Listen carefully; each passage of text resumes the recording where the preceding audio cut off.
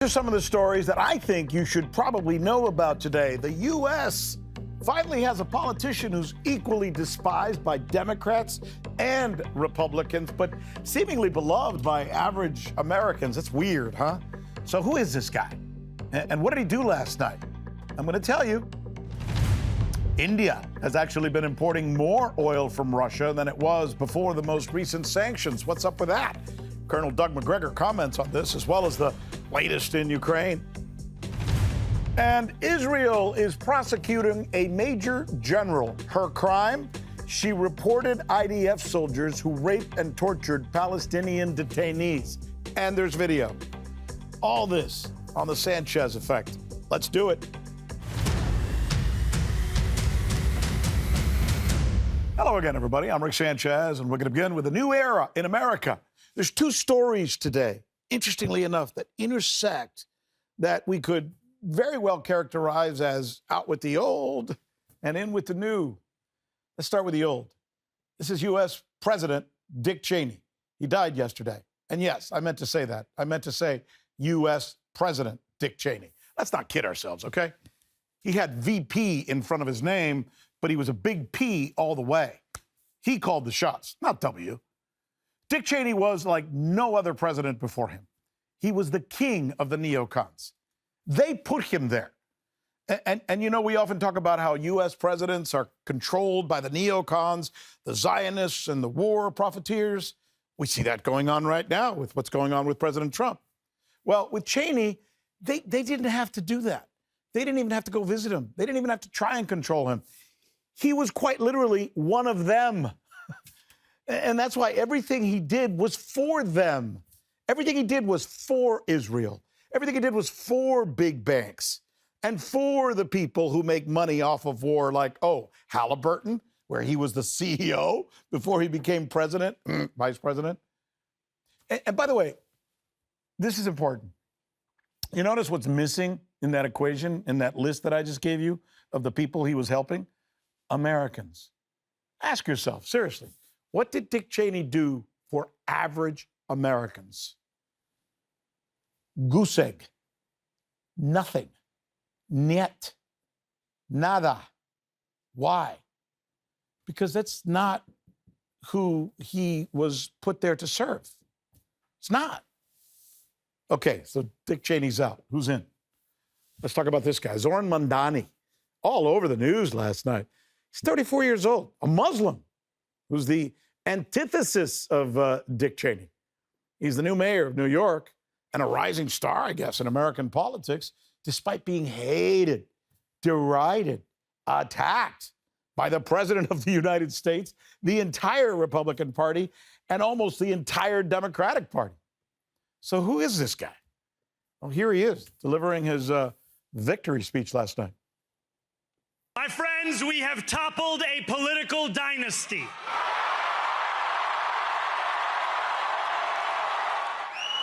I wish Andrew Cuomo only the best in private life.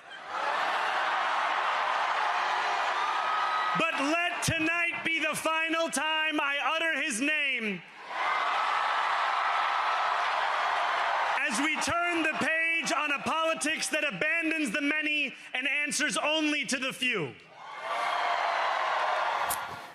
Billions of dollars were spent attacking this guy, Zohran Mamdani.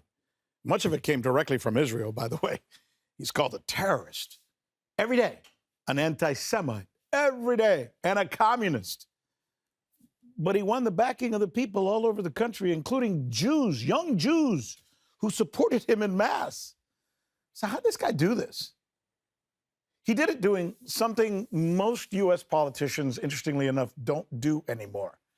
He actually focused, not bullcrap, he actually focused his campaign not on Israel, not on Ukraine, not on Iran, not on China, not on Russia, not on Venezuela, not on cultural wedge issues like transphobia, Christmas trees and stuff like that. No. He focused his campaign every single day on the economic needs of average Americans. Weird, huh?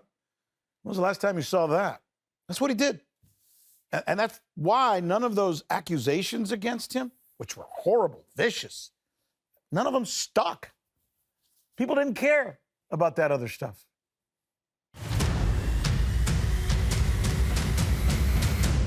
All right, let's move on to Ukraine. The news there is continuing to break, and the pattern seems pretty much the same. Like it or not, the Russians are right now dominating the battlefield and appear to be on the verge of taking the key city of Pokrovsk. By the way, here's the headline from a respected yet generally pro-Ukraine Institute for the Study of War, which I've been reading for years now. They write, quote, Russian forces continue to advance in the Pokrovsk direction and appear to be operating with increasing comfort within Pokrovsk itself. And here's a map of the battle where you can see Pokrovsk is basically right now engulfed by the Russian army. And what they write about this is kind of in military speak, but I'll try and decipher it for you. What the article says is that geolocated footage published on November 3rd indicates that elements of the Russian 5th Motorized Rifle Brigade and others like the 51st Combined Army units are not only in Pokrovsk, but they also have captured Mirnorod. You see it right there just to the east of Pokrovsk. That's huge. And Radinsky, you see that one right there just to the north of Pokrovsk, looking straight up. And that's important as well. So, look, the reason I'm showing you this, and I'm trying to show it to you from a respected Western source that follows this kind of stuff, is the story is pretty clear. Ukrainian troops are surrounded. Russians are about to take or liberate, whichever term you want to use, Pokrovsk, right? And it gets worse. Because as we first reported here with these videos that we got yesterday, Ukraine sent in Black Hawk helicopters to try some type of desperation rescue, but the helicopters were all shot down, and the special forces troops that they transported were then systematically taken out by drones. Look at this. Look at this video. These are the soldiers being taken out one by one by these drones as they're trying to, I don't know, move into that area. It's the video, once again, you're watching as it happens. You see each of the soldiers come into frame, and then they're killed by the UAVs. So again, look, story's clear. Russian army's advancing. They're on the brink of taking the most important Ukrainian outpost in the war, and the latest attempt by Mr. Zelensky's government to alter the situation on the ground, or maybe just deflect attention, as Glenn Deason told us here yesterday, away from the bad news, failed. The helicopters were shot down. So with all that, what do you think is the real story here? If you're the writer, if you're a journalist and you're writing this story, what would be your headline, right? Well, I'm going to show you something. Here's the headline the BBC went with. You can't make this up. Zelensky visits the troops near the embattled front line of Pokrovsk. I mean, can you believe this? Instead of telling essentially the truth of what's happening in the war, good, bad, or indifferent, which they eventually do, by the way, but you got to go about 18 paragraphs down to read what's actually happening in the body of the story. They turn it into a story about Zelensky. It's kind of like a PR stunt. The type of thing that real journalists are warned against not doing or buying into because it's so obvious, but they do it anyway. That's the BBC. Because they probably know that 80% of the people who will see that story, and this is a real study that's been done on this, 80% of the people who see stories like this, whether in social media or in newspapers, will not read the story. They will only read the headline. They will not read the real story. They will not find out about how Ukraine is losing the war. And for the BBC, you see, that means mission accomplished.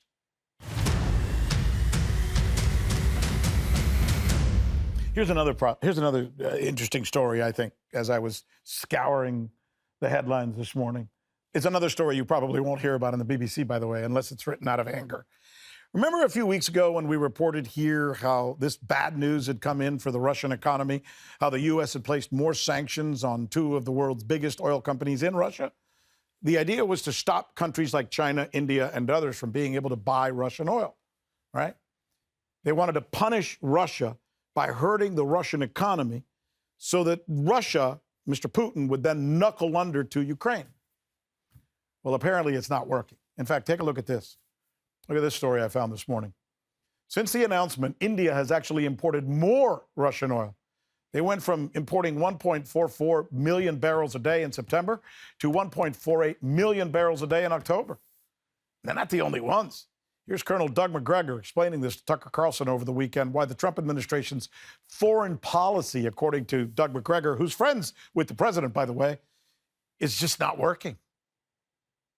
Everything is about theatrics and optics and appearances.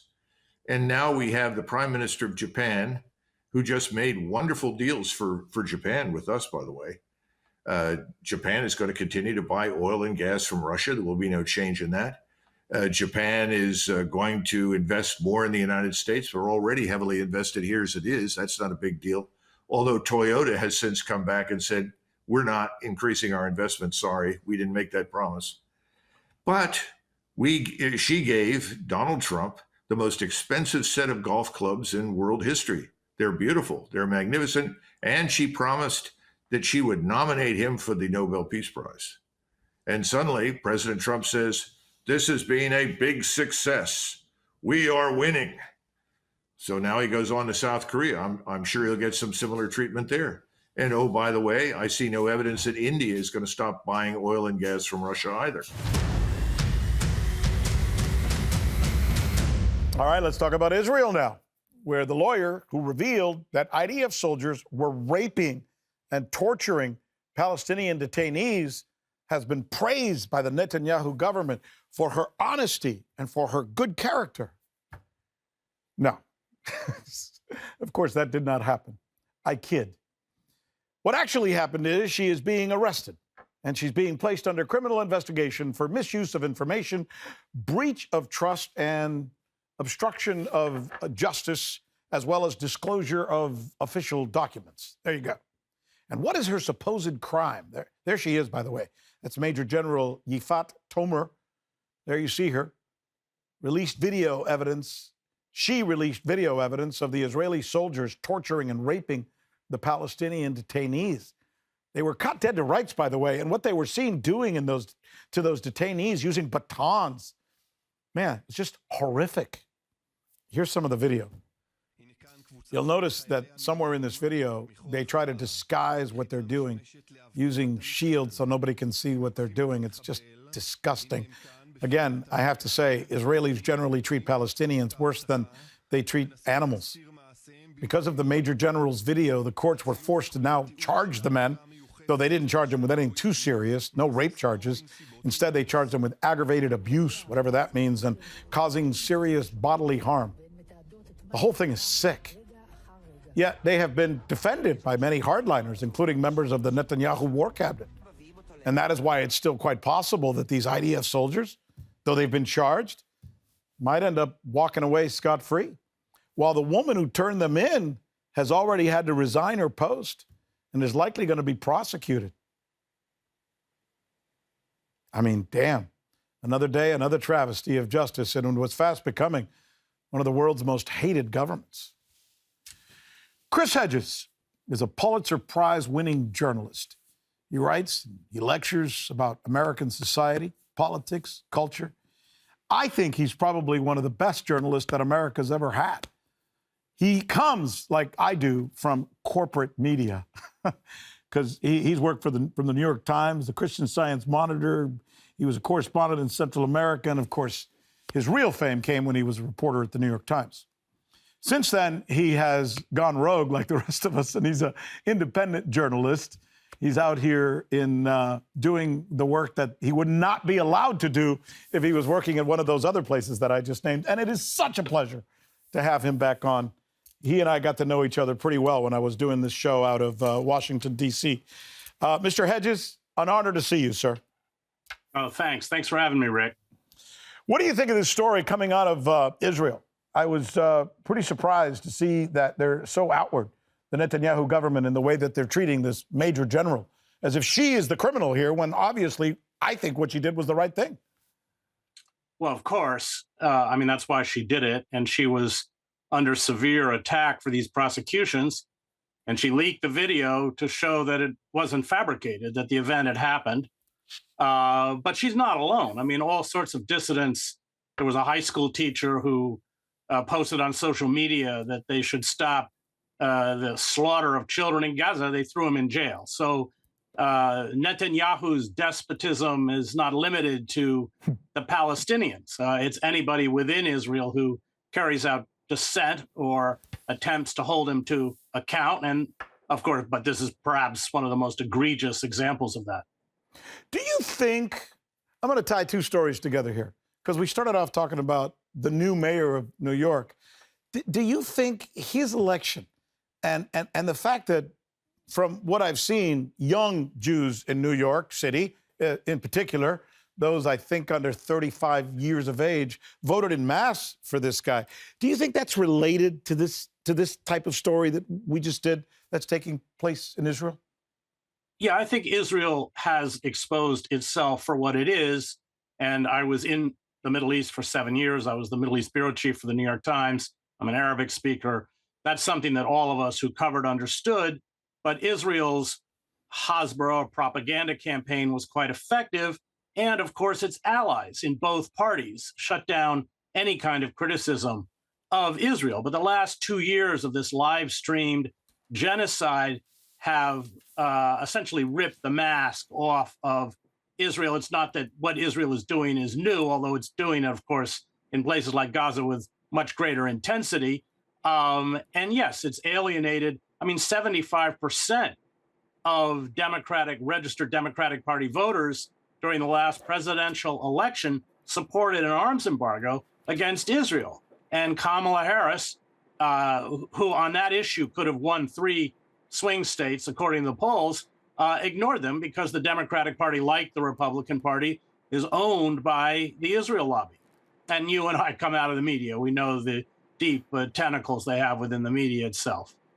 Yeah, but you were one of the first persons to do this. I mean, and you remained courageous all throughout. You know, people are now giving Tucker Carlson a lot of credit, and he deserves a lot of credit. And so do a lot of other people out there who are podcasters, et cetera, because they're basically coming out, mostly guys from the right, interestingly enough. But no, there's Cenk Uygur and others as well who are on the left side, and they're doing the same thing. But you were doing this a long time ago. I imagine you welcome all these people who've now joined your ranks. Yeah, well, you're right. It was a very lonely position. I mean, it goes back 20 years, having spent, and I spent significant amounts of time in the occupied territories, and especially in Gaza, where I lived for months on end. But yes, it was a very lonely position. The Israel lobby, there weren't a lot of us. We were targeted. I mean, just event after event. I mean, for instance, being invited to speak at a university through my lecture agent, and then having that, they would use the Hillel house. This is the kind of houses on campuses that for Jewish life, but they've all been taken over by the main Israel lobby, which is APAC. Then they would carry these vicious campaigns against me, claiming that I was an anti-Semite and I would be disinvited. Yeah, it's been a long and lonely battle, but I don't think Israel has any cachet left. And that's why you're seeing the more draconian forms of control. What is that? Criminalizing any kind of dissent. Of course, they shut down all of the encampments and protests on universities across the country, essentially ending free speech. They become academic gulags, and you've seen, powerful billionaires like Larry Ellison, who off and on is one of the richest people in the United States, buy up CBS and appoint an arch Zionist, Bari Weiss, as the news director. He's poised to buy the parent company of CNN and HBO and TikTok. And what they because they don't have an answer left. It's really censorship and complete media control, and that speaks to the point that you just made, and that is that within the population, especially within the young, and that is across the political divide, Republicans, Democrats, however people identify themselves, which is why people like Marjorie Taylor Greene have been able to speak up on this issue.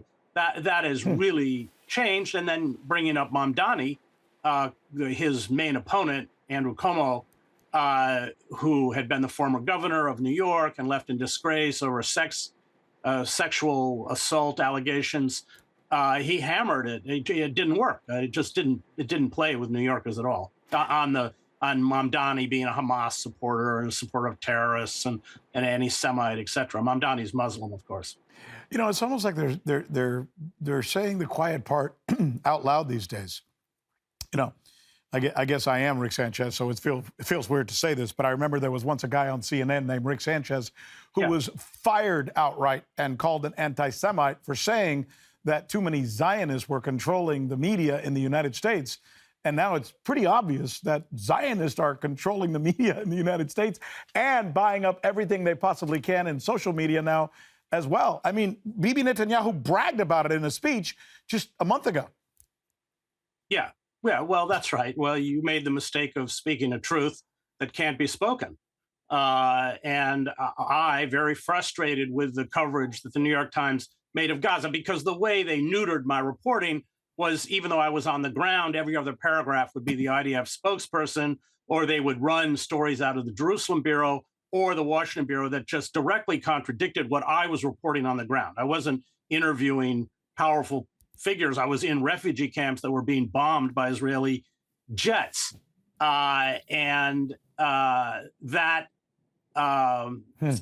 whole, the power of the Israel lobby was such that I used influencing my own coverage, that I took a vacation, lived in a refugee camp, Han Yunis, published something called a Gaza Diary, which just day by day tracked what life was like. I didn't interview any senior Palestinian officials or Israel. I just interviewed normal people living in a refugee camp over a 10-day period. It ended up being printed in Harper's Magazine. And the response of the New York Times was, you will never report from the Middle East again. So it's been a long battle. But I think on that issue of exposing Israel for what it is, I think that's a battle, unfortunately, at the cost, horrendous suffering of the Palestinians in Gaza, but also in the West Bank, where the situation has become almost untenable. I don't think there's any going back from that. Interesting, not going back. I'm trying to get a grip on this as well. I'm far away now, obviously, and becoming a much smarter person for doing so. You always used to share your stories about when you were a bureau chief, how much you learned about the world. I've probably learned more in the last 5 or 6 months traveling through China and the Middle East and Russia than I ever even imagined I would know in my life. So I'm really enriched in that way. But I'm really surprised by what I'm hearing about what's happening in my country. In the past, people would never say the things that they're saying, and they would fear the retribution of being called a communist or being called an anti-Semite or being called a whatever. And it seems like there's an awakening going on somewhere in America, and it's coming not from the left or not from the right, but from both. I'm kind of seeing this thing mustering up. What is your take on that? Am I wrong? By the way, you're there. You've got your finger on the pulse of things as well as anybody. Yeah, I mean, that is true. But the ruling class, the two-party duopoly, which is corporate indentured and billionaire run, is utterly not only tone deaf, but, as you pointed out in your monologue, hostile. And Mamdani's in for it now. The Democratic Party doesn't function as a viable political party. Its base has absolutely no say. As I mentioned earlier, you had the vast majority wanting an arms embargo. They want Medicare for all. This is kind of universal health care, et cetera, and it makes no difference.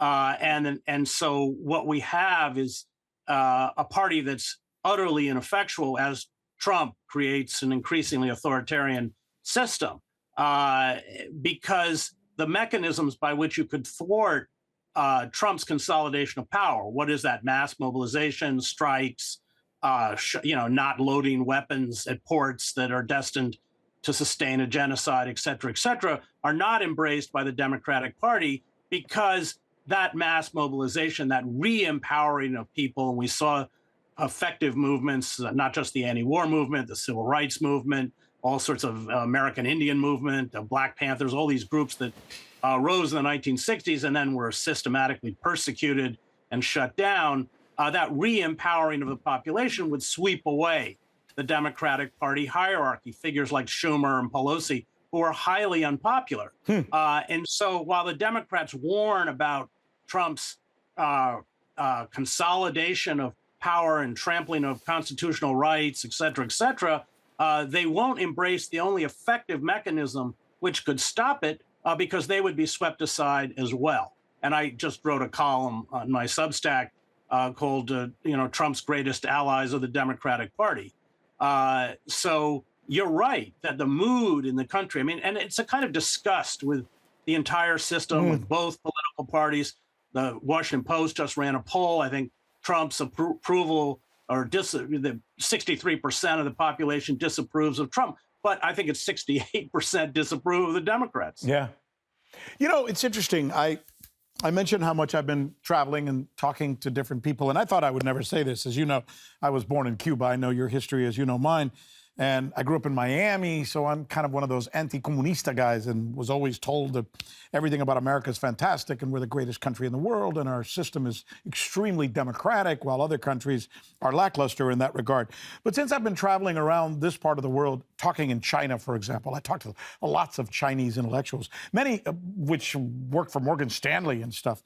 And I asked them to explain to me, how can you call what you guys have is democracy if you're a communist party, for example, and you don't have real freedom of speech. And they took me through their explanation. And in many ways, when they were done, Chris, I really got a sense of some of the things that I've started to see in my own country, our country. And that is, maybe our system is not that. We call it a democracy, but is it a democracy when the president is changed every 4 years, but they don't change because they're owned by the same power structure? And now I've talked to people in Europe, and they say the same thing happens to them in the UK and in other places. And do we really have freedom of speech in the United States as we go around bragging that we do?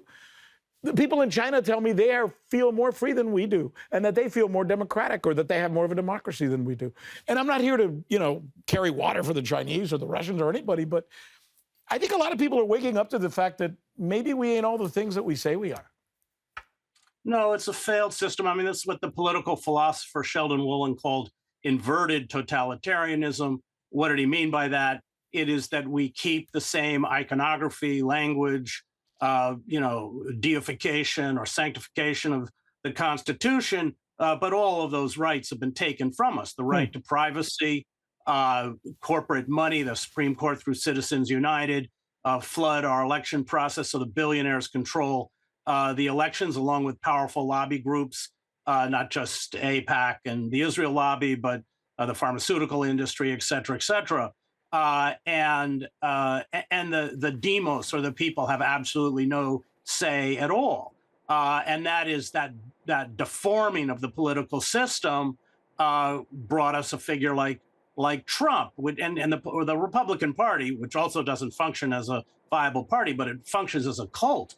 There's a cultish quality, and I think you have to understand Trump as a cult leader, not as a political leader, to begin to grasp what's happening. And in a cult, those who are disempowered. Remember, 30+ million Americans lost their jobs in mass layoffs because of deindustrialization in the 1970s. In the 1980s, Clinton passes NAFTA, which another further 1 million workers lose their jobs. How do you expect them to react? Betrayed by the Democratic Party, the Republican Party doesn't represent their interests. And now you have a figure who claims that and this is what cult leaders do, by empowering him as a person, you become empowered, and also it's vindictive. Trump now has said that he's going to cut federal funds to Mamdani, has called him a communist. The billionaire class, which, as you correctly pointed out, put millions into Cuomo's campaign, are not done. Go back and look at what the CIA did to Salvador Allende in Chile. These people play dirty, and Mamdani is in for a very, very rough ride because he threatens their hegemony, the hegemony of the billionaire class and the corporate class that has captured our democracy, captured our systems of information, captured our universities. Let's not, be clear that all of the capitulation by Columbia University in New York, to Trump's demands, which is, putting the Middle East Department under receivership and firing professors who spoke out, calling police onto the campus, expelling not just students, but faculty. That wasn't just from the outside. That was on the trustee board, all those billionaires who were a kind of fifth column within the university who want the same thing. So that's what we're up against. That's what Mamdani's election is an expression of, as was Bernie Sanders' campaign. But how, Bernie Sanders was blocked from the Democratic nomination by the Democratic Party hierarchy. And not just, both Mamdani and Sanders ran campaigns based on small donations. If you took that corporate money out, Sanders would have won. Clinton wouldn't have won. And so that's what we're up against. And it's a huge divide. But though the ruling elites have no intention of giving up power, and they are using more and more draconian forms of control, some of which I mentioned, in order to retain that power, including ICE. Let's be clear with ICE. I mean, ICE, which has become a kind of, they're masked. I mean, I saw it in Chile. When I was in Chile, we'd be at a demonstration, these unmarked cars would show up, and these guys with their faces covered would jump out and grab someone in the crowd, and they disappeared. That's what's happening on the streets of American cities. And two people who are here legally, including U.S. citizens, and they're building massive, let's call them for what they are, concentration camps all around the United States. And if anyone thinks those centers of detention, where people are denied due process and everything else, are only for undocumented workers, they're extremely naive. But here's the problem, though. You're right. And you pretty much illustrated what I had just mentioned about that maybe in our country we don't really have a true democracy anymore, because in true democracies, things can be evaluated and changed when they don't work. There is no process in America for changing things, not real things. They can change stupid things that don't really matter. But in the end, everything kind of stays the same because the people who are running the system are the ones who are going to be there forever and ever. And the politicians just come in and out, and they're basically bought and paid for like prostitutes. Yeah, it's legalized bribery. But that's a good point. I mean, the system is calcified, and that's very dangerous because when there's no redress within the system, remember, America is an extremely violent country. We've had 2 assassination attempts against Trump. And mass shootings are so common it hardly makes the news. So the country is, and that's, I spent the last 2 decades writing books about it: Death of the Liberal Class, Empire of Illusion, The End of Literacy, The Triumph of Spectacle, America, The Farewell Tour, Days of Destruction, Days of Revolt, because I saw that kind of calcification or within Yugoslavia that led to the war, which I covered. And so that seizing up, as you point out, of the American political system and economic system. 60% of Americans are living in pretty severe economic distress. That creates huge distortions culturally, socially, and politically. And that's where we are. And it's an extremely dangerous moment. The aspirations of, for instance, New Yorkers, the billionaire class will stop at nothing to destroy Mamdani. And they have the economic power, along with Trump, to do it. And it's going to be very, very ugly. So do you agree with me in what I mentioned in my monologue, or alluded to the fact that his winning is almost weird? It's almost like a little bit miraculous that a guy like him, who doesn't represent any of those things that you and I have been talking about, just basically stuck to the issues and told people, I want to try and help you get better housing. I want to try and help you get better jobs. I want to help you find better schools for your children. Those are weird things to talk about in America because nobody talks about that crap. And if they do, it's bull crap. I mean, it's not real. Yeah, of course. They never talk about, well, New York, as you know, first of all, it's the largest concentration of billionaires in the country. Adams, you have I think it's about 2.4 million New Yorkers live on subsidized rent. Adams has raised that by 12%. Costs are skyrocketing. The healthcare is a mess. You have 1 million people a year who have healthcare, who go bankrupt because they can't pay their bills. even if they have insurance. So Mamdani spoke to the real economic distress that is especially acute in New York with huge real estate prices.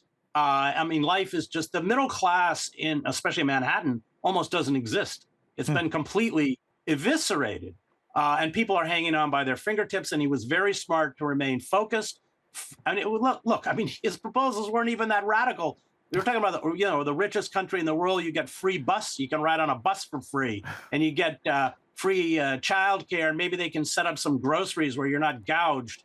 I mean, we're not talking about, Lenin or something, although that's the way they want to paint him. I mean, it's pretty basic, bread and butter issues. These are the things that when I talk to people around the world, they get freaked out by when I tell them, because every country, Israel, I think women get 18 weeks if they have a child off, guaranteed by the government.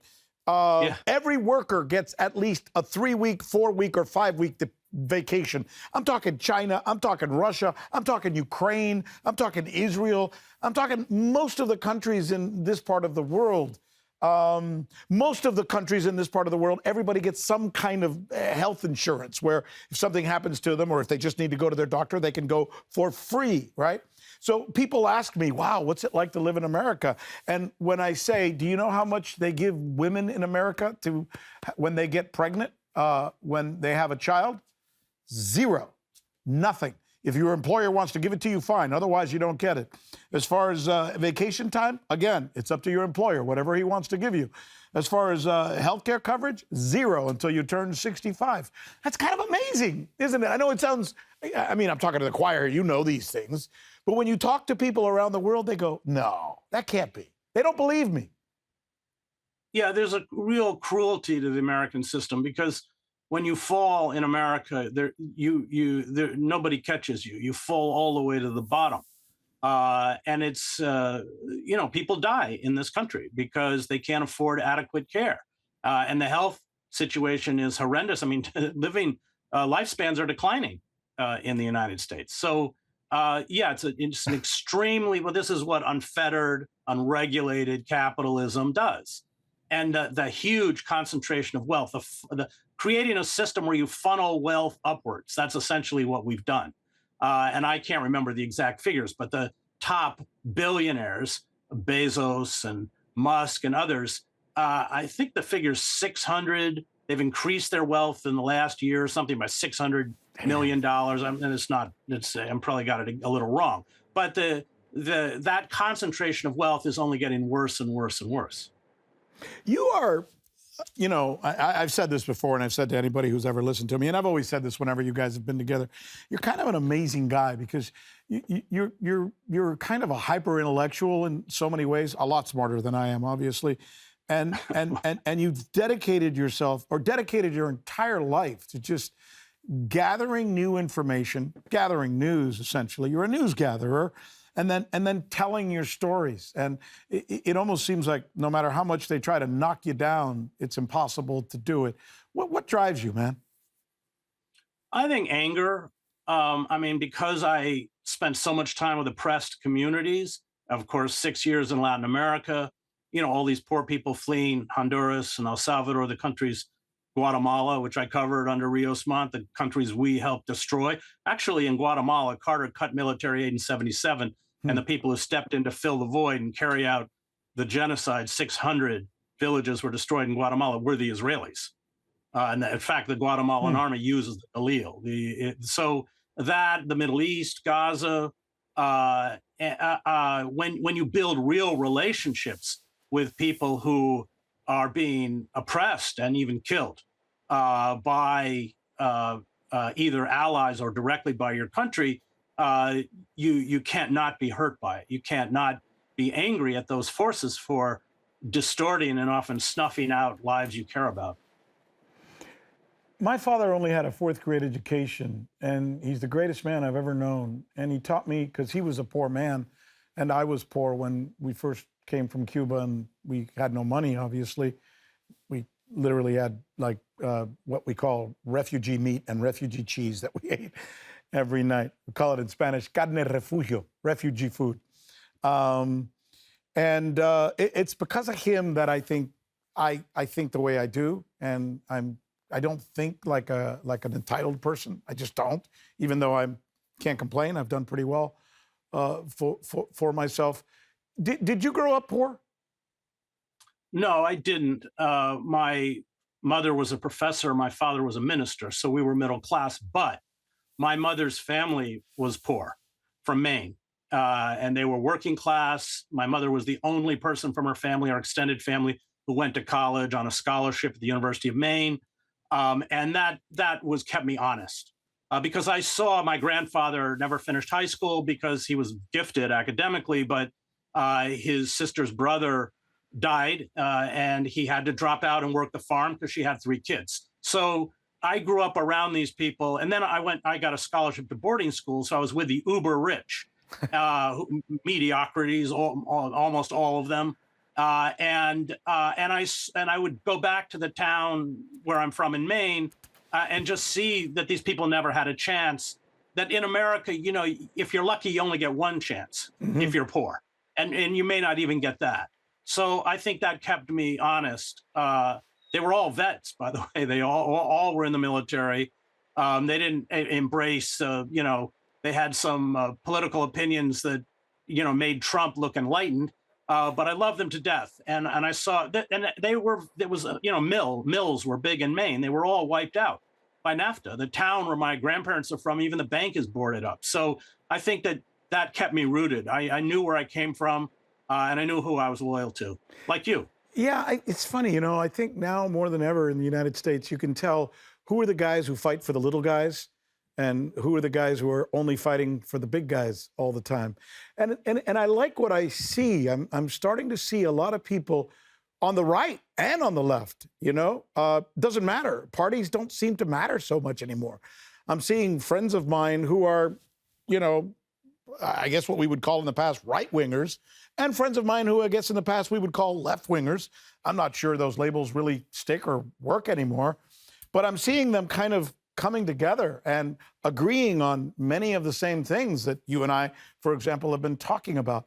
And I think that's a damn good trend, Yeah, because you're speaking about, this is what Bernie Sanders did. He spoke about reality. Yeah. He spoke about an economic and political reality, which the mainstream politicians, even to this day, refuse to address. I think that was even a point that you made. And I think that a figure like Mamdani is important because he's addressing and seeking to redress those injustices. Again, they will try and make his tenure as mayor, they will try and make New York City dysfunctional. Trump has already announced it, and they may be able to do it. But I think you're right. I think that there is, and the people have seen through the system for what it is on both parties, and they desperately want something different. And final point, you and I are engaged in trying to do as much we can outside of the conventional corporate establishment media. And there's also an upswell in that realm. I see it in podcasts. I see people's writings. I see a lot of independent thought that is getting probably more attention today than people, for example, on CNN or the New York Times, where you and I used to work. I was just looking at CNN's ratings the other day. They're doing like 150,000 people on their average show. That's tiny. I mean, I get more than that on my Chris Hedges report. Yes, I know. I watched. I got last month at a show that was 2.5 million. I mean, so that's good. What does it say? Do you think eventually there's enough alternative media or whatever the hell we want to call it to make a difference? Yeah, I think the legacy media is bankrupt. I mean, that's why, again, the billionaire class and the corporations are go through algorithms and deplatforming, demonetizing. Every time I do a show on Gaza, it instantly gets demonetized. But the legacy media, they have exposed themselves as completely bankrupt. Look at the polls. So they have no credibility left. And that's why people are turning to sources of information where they know the people are not trying to spin them and lie to them and play them. Chris, what a pleasure. So glad we had a chance to catch up once again. Yeah, I missed Rick. you, my friend. You're such a good guy. Yeah, you were always fun to visit. We could speak Spanish. Nobody knew what we were talking about. Podemos hacer esto en español. Imagínate, nadie lo va a saber. Exacto. Okay. Chris Hedges, great man. Hey, by the way, before I go, if people want to reach out to you, if people want to watch you, where do they go? ChrisHedges.substack.com. That's got everything, the shows, the columns, everything. That's fantastic. Thank you, Chris. Great. God bless. Say Thanks, hello to your wife Okay. for me. Thank you, Rick. Bye. Take care. So thousands of you, by the way, have liked or commented our program yesterday about Black Hawk Down and the failed rescue and the Russian apparent dominion of Pokrovsk with Professor Glenn Deason, which was almost as good as this conversation I just had with Chris. AB writes, Dear Rick Sanchez, you raised an important point about Russia's non-response to Western actions, such as bombing, killing, and sabotage on Russian soil. I respectfully disagree with you, he says. The West aims to provoke reaction from Vladimir Putin and the Russian leadership. If Russia were to respond, it would provide the West with a convenient justification for its actions. Okay, point well made, sir. RC89 calls the Black Hawk rescue mission a one-way helicopter trip. You got that right, RC. Gerald says, shameless British media still lying to the world that Ukraine is winning. You're right, Harold, and they're going to continue to do it. Amazing Balloon, what a great name, says, this whole war was promoted by Jewish neocon Americans because they wanted to get their hands on Russian mineral resources. Fascinating. BS Land says about our YouTube channel, journalistically speaking, that I was just talking to Chris about, YouTube is trying everything to minimize channels like yours. Otherwise, your channel would have already had 100,000 by now. Yeah, we're about to hit 60,000, so we're going to get there with or without them. Black Cat says, Rick, you said it perfectly. Europeans are stuck in the past. I am so grateful to your alternative guys being here for us people with common sense. Thank you, sir. And finally, Roger Rico says, God bless you, Mr. Gonzalez. You are the best, including McGregor and Scott Ritter and Judge Napolitano and many others. Gonzalez, huh? Well, it's Sanchez, by the way, but whatever. They both end in a Z. Thank you for watching and thank you for commenting. I'm Rick Gonzalez. By the way, I would love to hear more of your thoughts. So go over to our YouTube channel. It's called Journalistically Speaking. Let me know what you think. Rick Sanchez at X as well, or Rick Sanchez TV. We'll be looking for you there. Thanks so much for being with us. And we'll be looking for you next time.